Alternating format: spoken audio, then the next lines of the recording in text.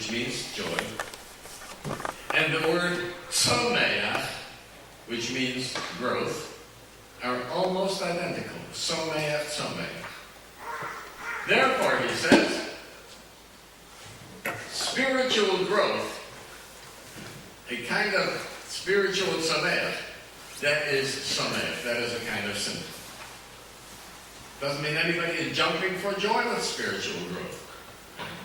But spiritual growth can be simcha. There's another aspect of simcha that I think we can best understand. Because sometimes when we look for a definition of a word, it becomes clearer to us if we can define it by its opposite. Like we know that bitter is the opposite of sweet. Right? Light is the opposite of darkness. And so if we know the opposite, then sometimes we come to a definition of a word. Well, my father used to tell many stories, and especially those stories that he repeated a number of times that have remained with me. Obviously, he repeated them because he felt they were important. He wanted me to remember them. So he used to tell a story about a peasant who, in the days of the feudal lords, the Paritzim, was sentenced to 25 years of hard labor. And so they put him in a dungeon, and they shackled his hands to the handle of a huge wheel that was set into the wall. And all of his waking hours, he was to turn this huge wheel. And day after day after day, except for the few hours that he was allowed to rest and sleep, he turned this huge wheel. And he used to think, I wonder what I'm doing. Maybe I'm grinding grain. Maybe I'm bringing up water from the groundwater to irrigate the fields. And he would think about what the possibilities are. Finally, the 25 years were over. They took the shackles off. And he ran around. The first thing he did was he ran around the other side of the building to see what was there. And he saw there was nothing. Nothing. There was a wheel in the wall. It wasn't attached to anything. And he collapsed. 25 years of back-breaking labor for nothing. That he couldn't take. And so what my father pointed out was that the feeling of not accomplishing anything is a devastating feeling. Horribly depressing feeling. Okay? Now let's go to the opposite. What then is the opposite? Feeling of achievement. A feeling of having accomplished something. Okay? So we have another definition of simcha. Simcha is when one has achieved and is accomplishing something. We can talk just what it means to accomplish something, but hopefully if I remember, we'll get back to that. I can't promise that I'll remember things because at my age, my memory is gone. There's a simcha of fulfilling oneself.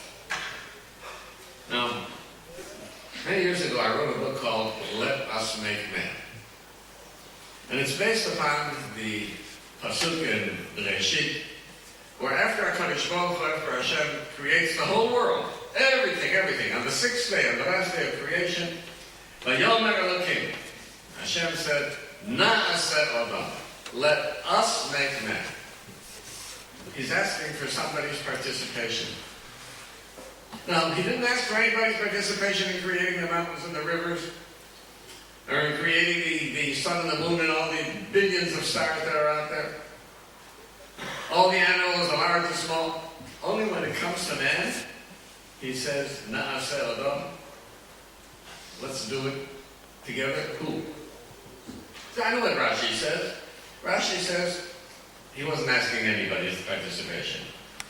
He asked the angels for their opinion simply to teach people that you should always ask for the opinion of people who are beneath you. Okay. The Baal Shem Tov gave another explanation. Baal Shem Tov said, all living creatures are created in a state of completion. A little alligator grows up to be a big alligator, and a calf grows up to be a cow. But they don't have to do anything to become other than what they are. Little alligator, big alligator. But the alligator doesn't have to do anything to become an alligator. There are also malachim. Hashem created angels. Well, they don't change at all. They don't even grow. And they too are complete when they're created. So Hashem had many, many creatures, physical and spiritual creatures, that were all totally complete at the time of creation. And then, for reasons only known to Hashem, Hashem wanted a different kind of creature. One that is not created complete. One that is created incomplete. But in order to become what it's supposed to be, that creature has to participate in his own development. Now, Hashem said, look, I've got this concept that I want Adam. I want a human being. But if I create a ready-made human being, what I think a human being should be like, it'll be like another bear, a tiger, whatever, another animal. It'll be an intellectual animal. It'll still be an animal. So, I'm not going to create him complete. I'm going to create him incomplete. And that being, that creature, is supposed to work and develop himself into the thing he's supposed to become. And Hashem says, I can't do that by myself. Because if I make him as a finished product, he's not Adam. He's an angel. He's an animal. An intellectual animal. He's not an Adam. By definition, an Adam is a creature that works toward his own perfection. So Hashem says to the human being that he created, Na'aseh Adam. You and I together can make a man. You and I together can make a human being. If I make it totally, then it's another animal, another angel. So the Baal Shem Tov says, that's the Na'aseh Adam. It's very interesting that sometimes the Talmud talks about a person who lives the proper life as Na'aseh Shutaf L'HaKadosh Baruch Hu B'Ma'aseh Bereshis. He becomes a partner to Hashem in the work of creation. Now we understand why. Because we are partners to Hashem in creating ourselves. We are responsible for our own creation. Which means that we come into the world in a defective state. The infant comes into the world as essentially an animal. But as the infant matures and develops non-animal traits, then one becomes a human being.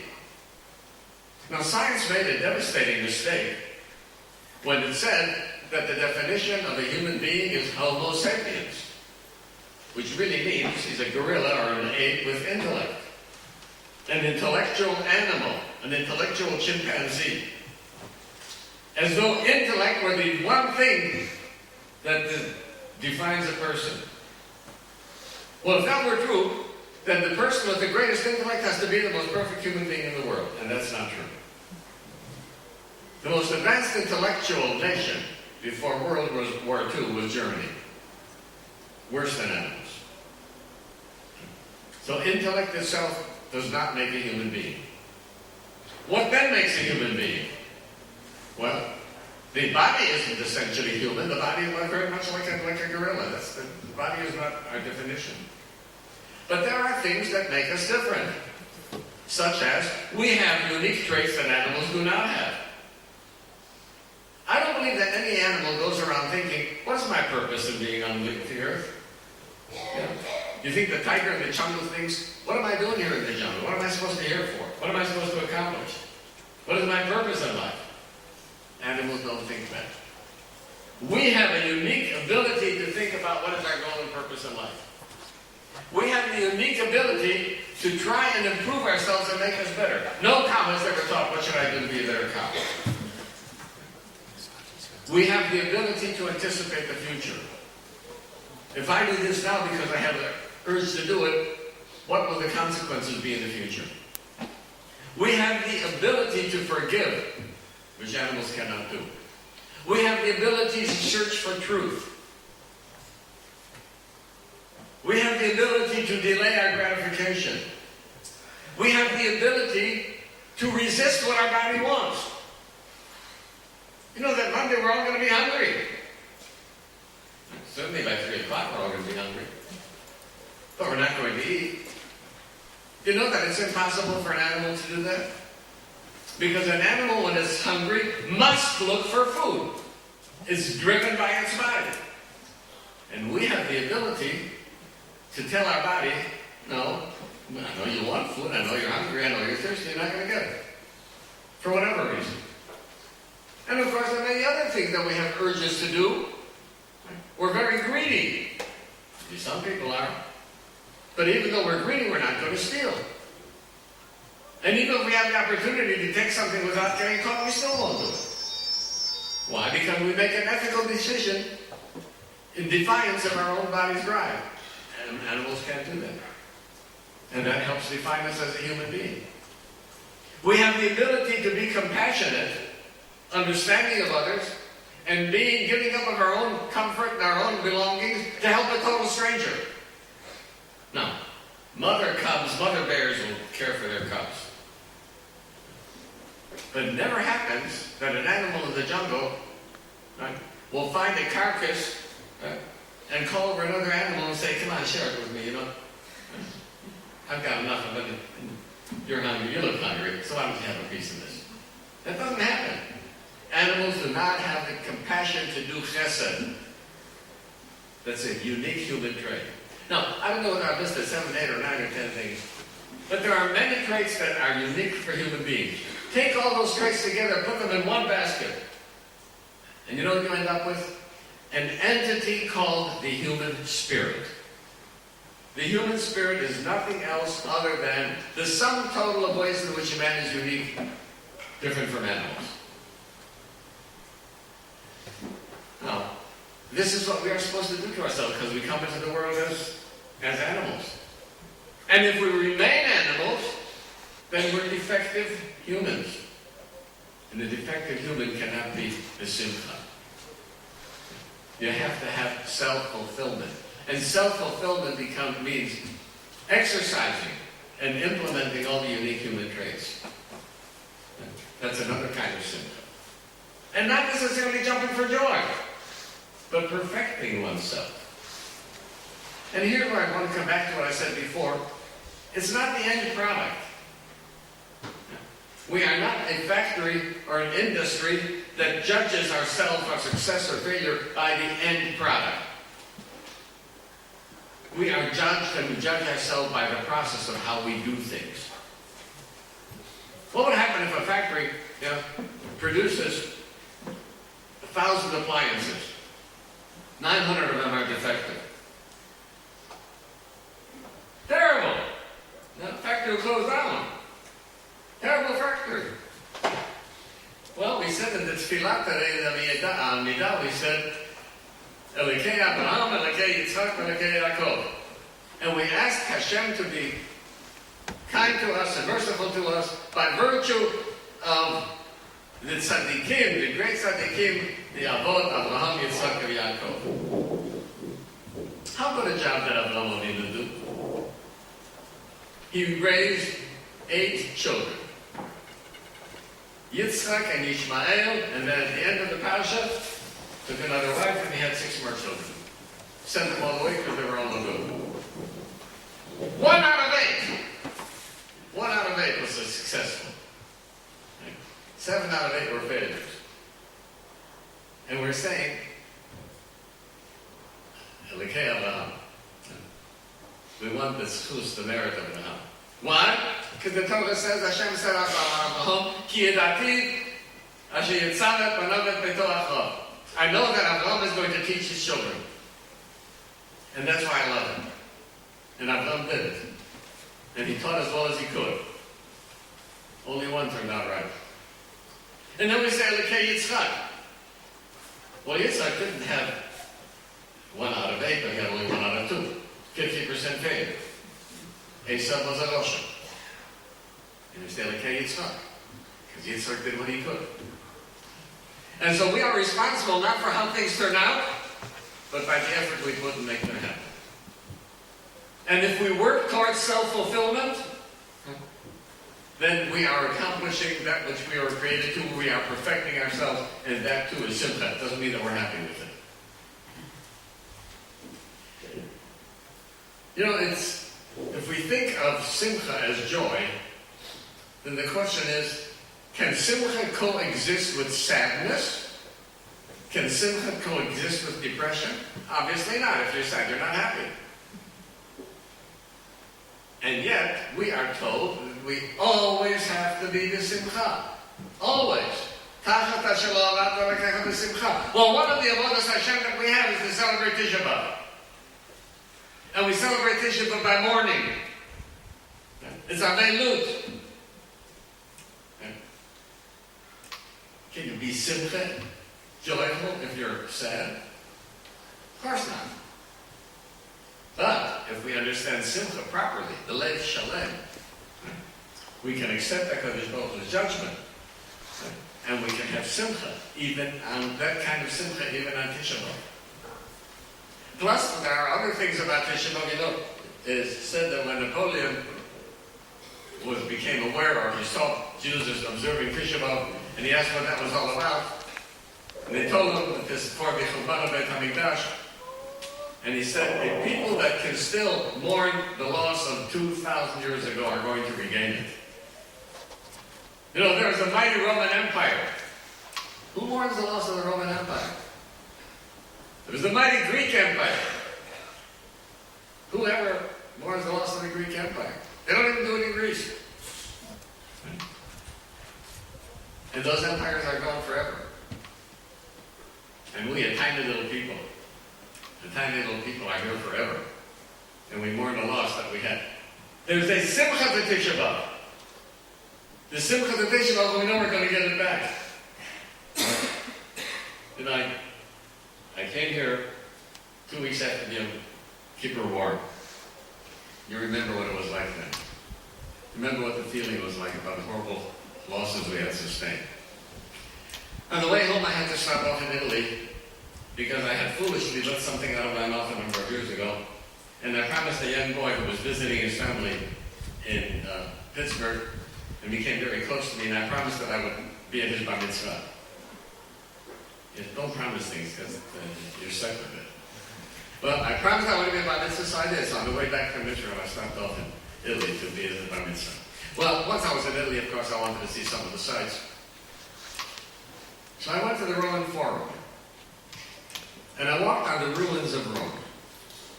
The mighty, mighty empire that once ruled the world. And now I'm walking on the ruins. And then I came to the Shah Titus. The triumphant arch of Titus. Where he has the picture, the sculpture of the Romans walking off with the menorah of the Beit HaMikdash. And the heading out of it is Judea Capta. Judea was taken captive. Now, think about it at that time. Rome was the empire that ruled the world, and Judea was crushed. Tiny little state, totally crushed. Who's going to continue to exist? The mighty Roman Empire, of course. Judea will go out of history. And here I am 2,000 years later, and I'm walking on the ruins of Rome. Yes, we had lost in the Yom Kippur War, but we were still alive, very much so. And one of the most beautiful things that happened was that I noticed that probably a child, had written in graffiti on the Shah Titus, Am Yisrael Chai. 2,000 years they destroyed the Beis HaMikdash and carried off the menorah. Am Yisrael Chai, we're walking on the ruins of Rome. There could be simcha even at Tisha B'Av. There's another interesting concept of simcha. The Baal Tanya talks about Ahavat Hashem. There's a mitzvah to love HaKadosh Baruch Hu, to love Hashem. The question is, you can tell me, eat matzah. Okay, I eat matzah. Right. Tell me, put on tefillin. Don't work on Shabbat. I don't work on Shabbat. Right? Feel love. What are you telling me? Feel love. Either I love or I don't love. Can I tell somebody, you must feel love? So Baal Tanya says something very interesting. Of course, it's better to be able to feel love. But he says if a person does not feel love, but he knows he should be feeling love, That too is ahava. He calls us an intellectual ahava. So if the person knows, I don't feel any love for Hashem, but I know I should. I know Hashem deserves to be loved. Then he says, you've fulfilled the mitzvah of ahavat Hashem. And I think that just as there's an intellectual ahava, there's an intellectual simcha. And that if you know that you should be b'simcha, then you are fulfilling the mitzvah of simcha, even though you may not feel like dancing. And then the Tanya says something which I think is very striking, and something of psychological depth, where he says, atzvut. What is atzvut? Depression? He said, atzvut is not sadness. Sadness is a feeling, and atzvut is the absence of feeling. Lev ever. The person doesn't have any feeling. All the feelings are gone. Now I can tell you clinically, having worked psychiatrically, that is absolutely true. That the worst part of a depression was the person does not have no feelings anymore. And how many times have people have told me, Doctor, if only I could cry, I would feel better. But I can't cry. And so, I prescribed the medication, and 2 weeks later, the medication begins to take effect, and the wife calls me up, oh, he's terrible now, he's crying all the time. I said, thank God. He's not getting worse, he's getting better. His feelings are returning. The absence of feeling is what atzvut is. Which means that if we go by opposite, if atzvut is the absence of feeling, then what is simcha? Simcha is having feelings. What kind of feelings? Makes no difference. Just to be able to feel. To be able to feel is to be b'simcha. And of course, sometimes there's very good reason for simcha feeling. There was a case of a young woman who was in a terrible automobile accident, and she had multiple fractures, only miraculously she remained alive. And one of the things that happened in the accident was that the shoulder was broken, and it cut the nerves going from her spinal cord to her right arm. So she had no motion in her right arm, she had no feeling in her right arm. It was dead, totally dead. Well, the surgeons did a nerve repair, and they reattached the nerves that were torn. But that's not like splicing an electric wire. Attaching the nerves doesn't mean anything yet, unless the fibers from this nerve go down and enter the other nerve. And that takes time. And so they told her, we have no way of knowing whether the operation will be successful. It will be months before you will find out as to whether you're going to regain your motion and feeling of the right arm. Well, one day she was sitting playing cards with friends. And of course, her right arm was in a sling. She had no use of it. And so she was holding the cards in her hand, left hand, and she was also smoking a cigarette. And in the process of trying to manipulate the cards around, the cigarette dropped on her right hand, and she felt the burn. She threw the cards up in the air, and she went around jumping for joy. I'm hurting! I'm hurting! Why should anybody be happy if they're hurting? But look what pain meant to her. Pain meant that she was going to get the function of her right arm back. So there can be simcha with pain. And if you have the pain of thinking, I did wrong, we did tshuva not with you during the past year, maybe we did things that we shouldn't have done, we spoke unkindly to somebody or about someone, whatever it was that we did, and we feel bad about it. Hey, that's a pain, but it's a simcha pain. You're feeling it. The ones who are in trouble are those who don't feel it. So pain can be simcha. So look how many different varieties of simcha there are that are not really joy. And that's why the title of tonight's talk was that simcha is more than happiness. And I believe that if we succeed at developing all the other varieties of simcha, the non-joyous varieties, If we succeed in developing those, then I believe that we'll be able to have the joy. Because there's other things, if we don't develop them, stand in the way of the joy of Simcha. But that doesn't come easy. Ivdu es Hashem b'simcha. You have to work at it. Ivdu is an avodah. It takes work. And we have to work on our feelings. They're not spontaneous. There's a story of one gadol, I don't exactly remember who lost his daughter, lost a child. And he was always a punctual person, and they waited him to come out to get the levaya started, and he wasn't coming out. And it took a long time, how many hours, until he eventually came out.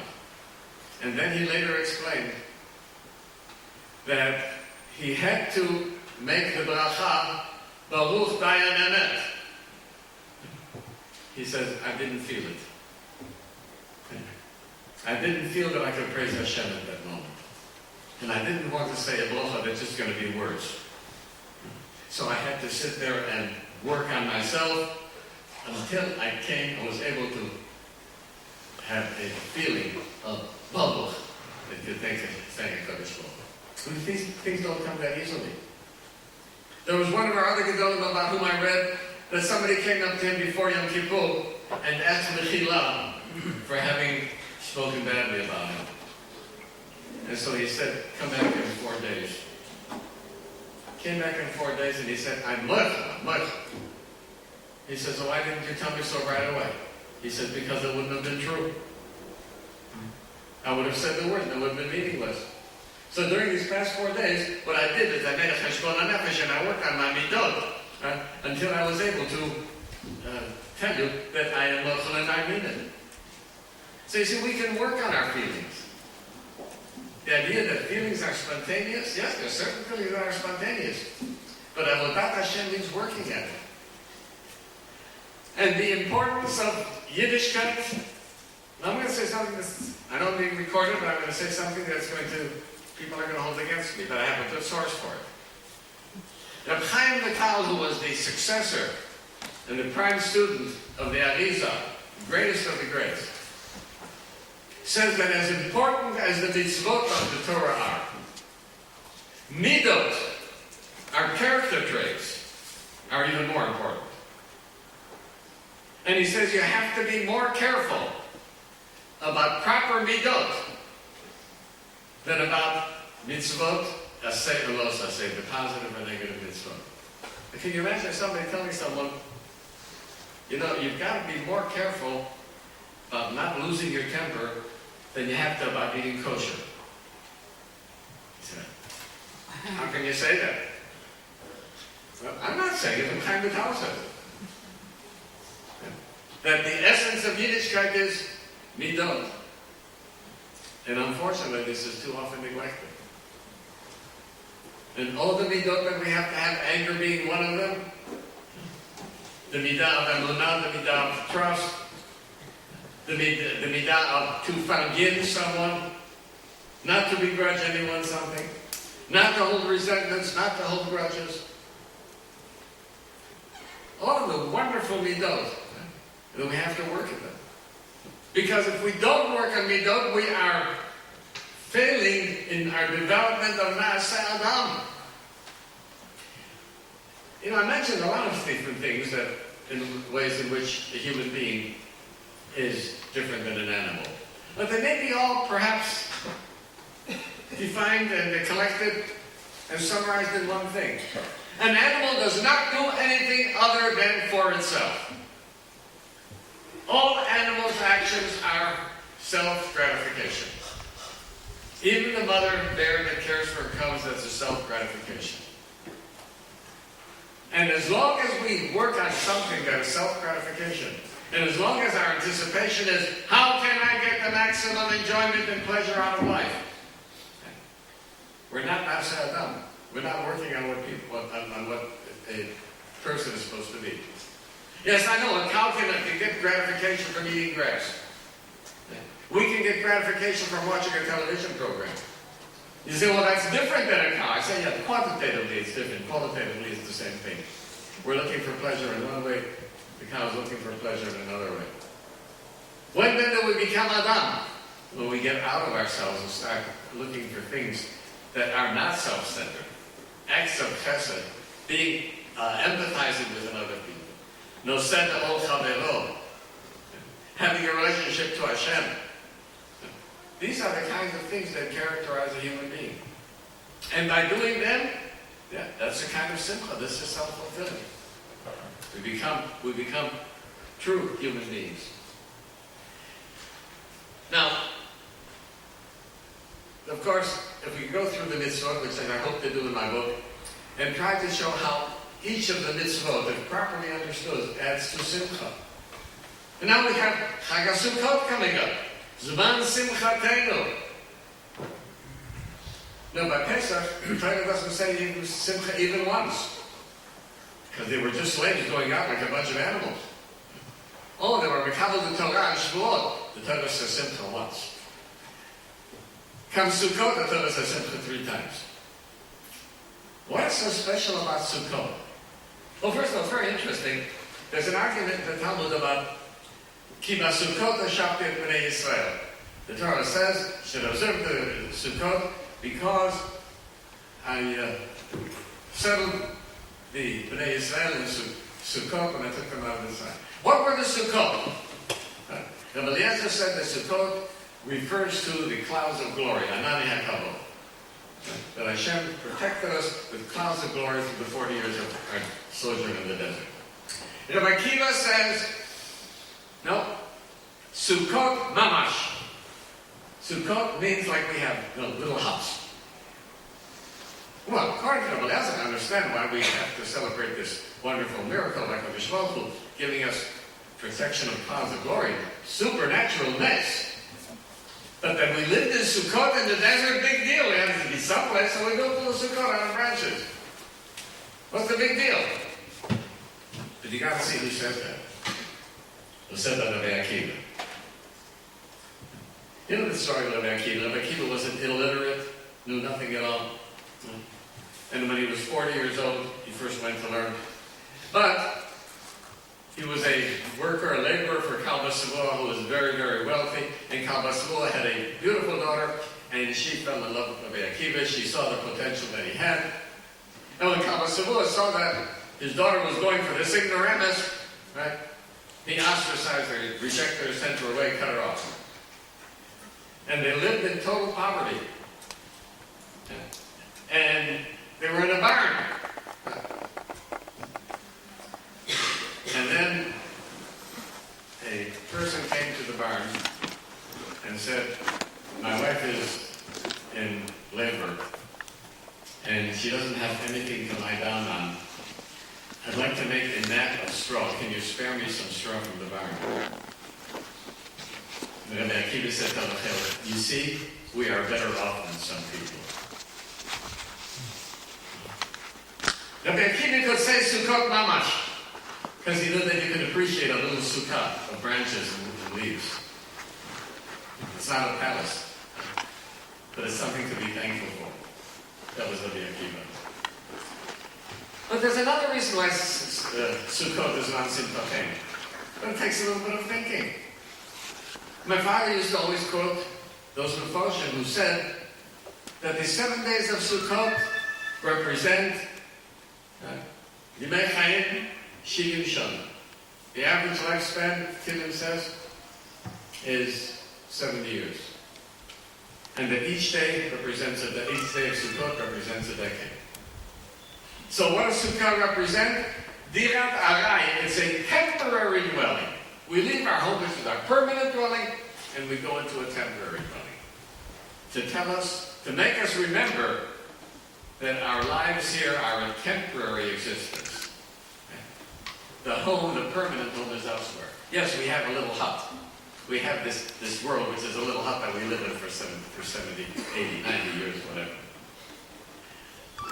Well, wait a minute. You mean Sukkot is supposed to remind us that one day we're not going to live anymore? And that's supposed to be Zman Simchatenu? What, are you kidding? Makes me depressed. No. If all there is to our existence is these 70 years, or 80, or 90, whatever they may be, if that's all there is to it, it's a tragic joke. Right? Most people don't go through life with a silver spoon in their mouth. We all go through ordeals. And then when it comes to the end of life, unfortunately, there's the deterioration, whatever. If all there is to our existence is this little period of time on earth, that's a tragedy. But if we realize, no, this is a preparatory thing. You know, we're sent here for this period of life, right, on this earth, to be able to prepare ourselves for the real home that we live in. And the real home is a permanent home, and it's an eternal home. And that's what our existence is all about. Home. That's something to be happy about. That's the Zman Simcha thing. And then there's Simcha and Matzah and Simcha. There's Simcha everywhere. If we only properly understand that it's love. The Simcha of Shabbat. Of course, if we properly observe Shabbat. What do you mean properly observe Shabbat? I don't put on the lights on Shabbat. I have a blech. I don't smoke on Shabbat. I don't do proper car Shabbat. And I perfect observance of Shabbat. What? Shabbat is supposed to be Me'en Olam Haba. It's supposed to be a taste of Gan Eden. No, the Cholm is very good. But I hope the Gan Eden is something more than Cholm. The Kugel is delicious. But I still hope that Gan Eden is more than Cholm and Kugel. And gefilte fish. Now you see, Shabbat has to be different than the rest of the week. First of all, it says,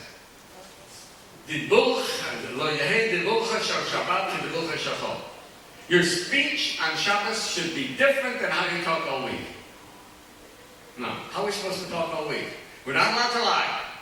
You have to be truthful. You're not allowed to insult anybody. You have to speak respectfully to everybody. You're not allowed to speak Lashon Hara. Hey, you know something? If we observe that kind of speech during the week, we're doing pretty good. And then Shabbat comes along and says, that's not good enough. That's good enough only for weekdays. Shabbat has to be better yet. What do you mean better? What else can I do? Right? Make all your speech on Shabbat somehow related to Kedusha. That's observing Shabbat properly. There's Rashi who says that when we bring in the Shabbat, we should feel everything is now in a state of completion. I don't lack anything. I don't owe anybody any money. Nobody owes me any money. Right? I don't have to worry about the furnace. I don't have to worry about whether the merchandise came in or whether it's going to be delivered or not. Those are all, everything is taken care of. That's the perfection. Shabbat should be an emblem. I have no worries in the world. You know, when my mother used to serve a simus of farfel on Friday night, she used to call it the Baal Shem Tov's simus. She used to serve farfel, and it's a play on a Yiddish word. In Yiddish, there's a word that says fal. What does fal mean? It's gone. It's over with, it's gone. And so my mother used to serve it farfel, and she used to say, every time we served it, was says, Biz Heim is fal. Everything that until now, it's gone. Shabbos, nothing else exists. The past doesn't exist. We don't have to worry about the future. We have the beauty of Shabbat. Yeah, if we have the beauty of Shabbat, then we can say Yismulu b'malchus Cham. Then we can feel the joy of Shabbat. But that means that we have to learn how to do Shabbat better. And all the mitzvahs that we have to improve upon them. We're doing them wonderfully. We can do them better. And if we do the mitzvahs better, then we can get the Simcha Shel Mitzvah. So whether it's Sukkot, or Shabbat, or Shavuot, or Pesach, now we can, hopefully in the book I'll have more time to, when you gotta go to sleep, but in the book hopefully I'll have more time to develop some of these ideas about how we can get Simcha Shel Mitzvah. But be that as it may, I think that I wanted to share this idea with you, and as I say, I'm working on this idea, so by speaking it, I develop it more. And so wherever I'm going to be speaking the next few days, I'm going to be talking about Simcha. I'm going to be repeating it, probably the same thing that I said to you today. So use your time better than come here for repetition. I I know I've heard Beethoven's Fifth Symphony 1,000 times, and I'll hear it again.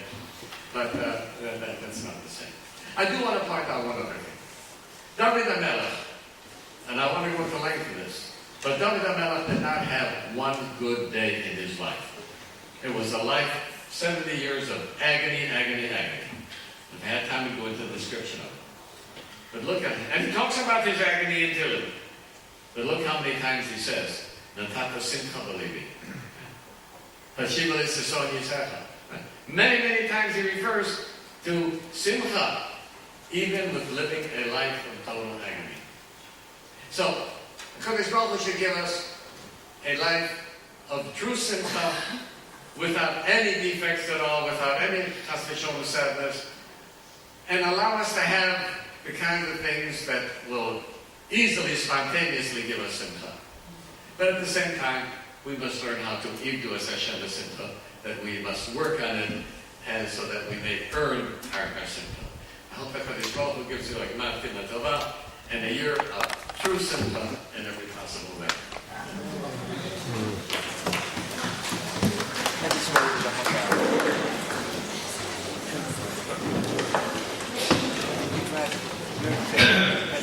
Rabbi Twersky, thank you very much. To us, we're all happy we came here tonight. That is 100% sure. I think everyone, I definitely am delighted that I came. It's changed my understanding of Simcha. Kodesh Baruch Hu should give you strength to carry on getting mashpia on so many people. So Hashem the Simcha. You should be blessed with a good year, and all of us age. We have to see what's going on. They'll be married at 10:20 here in Moravia, followed by speakers.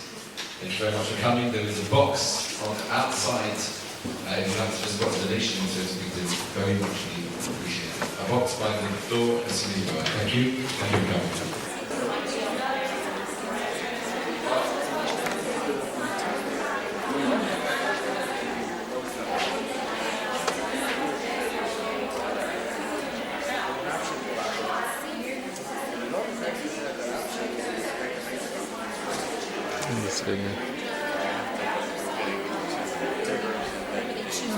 Shield from me. So we're hoping it will work out. If not, we have to look around those.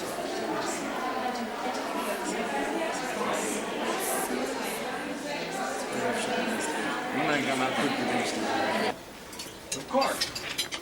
But what are we going to do with the fact that in Pasha Kitavo, when we read the Torah, the Moshe Rabbeinu tells us about the kinds of things that would happen if Bnei Yisrael deviate from Chas v'Sholem, he ends up with saying, Tachas asher lo avadetos Hashem Elokecha v'sivcha.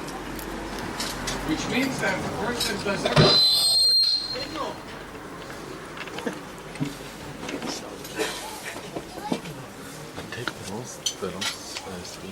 which means that if the person does everything that a Jew is supposed to be doing, and keeps all the mitzvahs, but he doesn't do it for simcha, it's a major dereliction.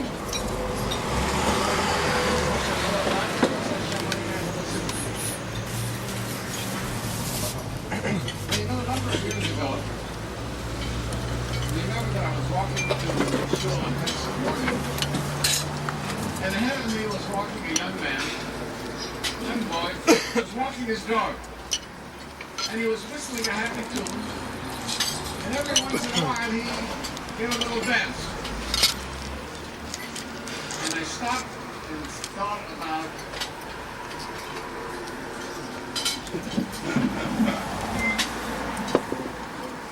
this better.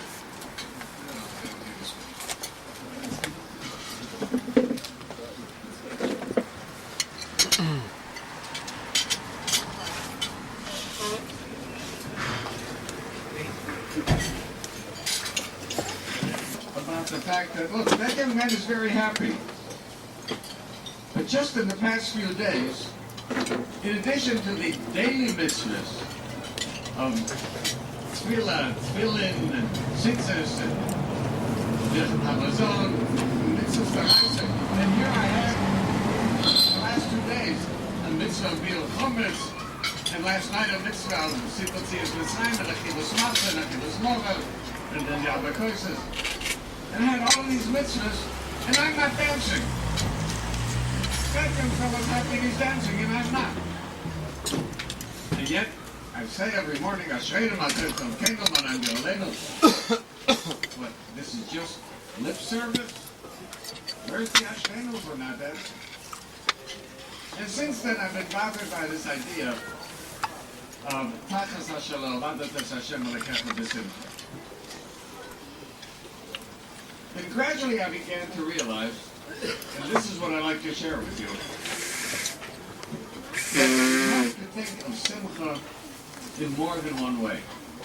Yes, Simcha is happiness, Simcha is joy, and Simcha is Purim, and Simcha and Chassidus, and Amitzvahs, and all the wonderful things, can you? But I came across the Gemara Brachos, where the Gemara says, that a person has to praise HaKadosh Baruch Hu for the bad as well as for the good, but there are two different brachos. For the good he says, Baruch Atay V'Ametim, for the bad he says, Baruch V'Anemes, and then the Gemara says that when he says the Baruch V'Anemes, he should say it with Simcha. I know the Torah does not ask the impossible. How is it possible to ask of a person who has shown suffered a severe reversal, a tragedy, a loss, that he should say V'Anemes B'Simcha? It just doesn't make sense. So Rashi HaKodesh comes to the rescue, and Rashi gives a perush on Simcha. And he says, B'Lev Shalem. Now, usually when we think of Simcha, we think of joy, and Rashi says, here in this particular Gemara, Simcha is not referring to joy.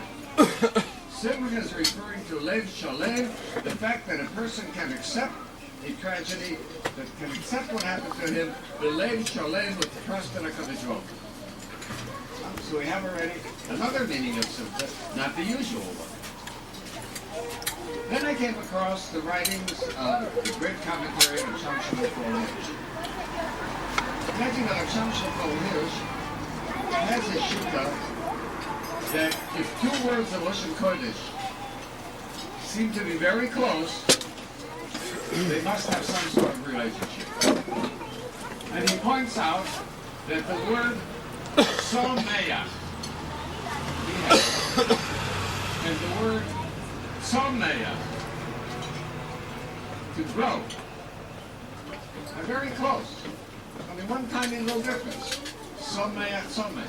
And he says the reason for that is because growth is Simcha. Referring, of course, to spiritual. Now, it's very possible that a person who is growing spiritually may not happen to be elated at the time. But that's a new concept of Simcha. It's also possible that we can understand some terms from understanding their opposites. We can identify because we know what choshech is. We can identify bitter because we know what sweet is. My father's Chanavocha used to tell a story about a person who was a peasant who was sentenced to 25 years of hard labor. And he was put into a dungeon, and his hands, his wrists were shackled to the handle of a massive wheel which was in the wall. And all day, all of his waking hours, he had to turn this massive wheel, day in and day out, for 25 years. And sometimes he would think, I wonder what I'm doing. Maybe I'm grinding grain. Maybe I'm bringing up water for everything. You know, although 25 years is a long time, eventually 25 years passed. And when they took the shackles off of him, the first thing he did is he ran around to the other side of the building to see what there was there. And he was horrified to see there was nothing there. There was just a wheel in the wall. And he collapsed. 25 years of hard labor for nothing. if the worst feeling of depression is feeling of futility, then simcha is the opposite. And simcha is accomplishment. So that when one accomplishes something, one is in simcha. One is necessarily be elated or euphoric or joyous. But simcha has another meaning in addition to being joy. Simcha, in addition to being joy, simcha means accomplishment does not mean accomplishing because we see the results. You know what the Times says, when you see him, I shall see him, I go, אנחנו המלך, מקבל שכר, והם המלך והם מקבל שכר. Look what the Times says, what do you mean? The person who is a bricklayer does not get paid for it. And the person who is a tailor does not get paid for his work. Of course they're מקבל שכר. And look what the Times says, no. They are only מקבל שכר if their work leads to a product. But if a tailor were to take a piece of cloth and all day put in stitches, and not do anything with it, it never becomes a garment. No one's going to pay him for it. It's not the work that he gets paid for, but the work that results in a garment. When we get the compensation, even when there's no product.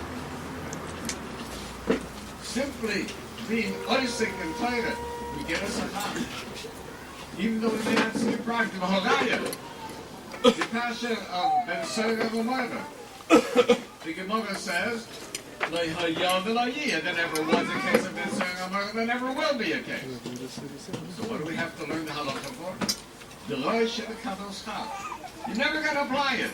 It'll never be a product. But the process is the work for which we get started. And the truth is that you have to say that. Now we say in the Shmoneh Esrei,